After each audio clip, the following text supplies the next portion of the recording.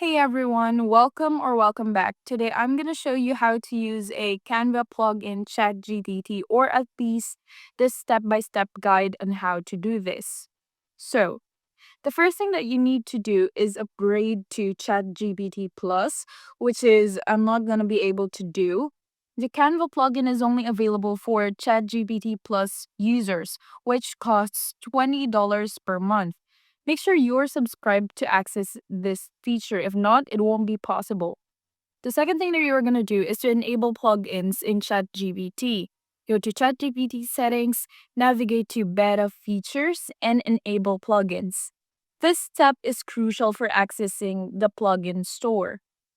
Now, the third thing that you are going to do is to install the Canva plugin. Open the plugin store from the ChatGPT interface, search for Canva, and click Install.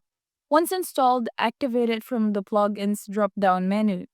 And four, start creating with prompts. Type prompts like create a social media post for a summer sale or design a minimalist logo.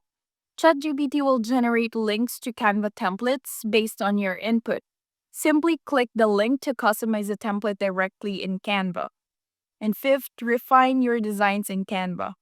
While ChatGPT suggests templates, you'll need to tweak them in Canva to fit your exact needs. This combination of AI suggestions and manual editing makes the process both efficient and flexible. This tutorial is based on research and not personal experience using the Canva plugin in ChatGPT. Features may evolve over time, so always check for updates. And that's it. The Canva plugin in ChatGPT is an incredible tool for anyone looking to streamline their design process.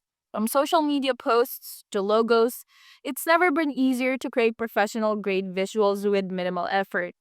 If you found this video helpful, don't forget to like and subscribe. Thank you for watching and see you in the next one.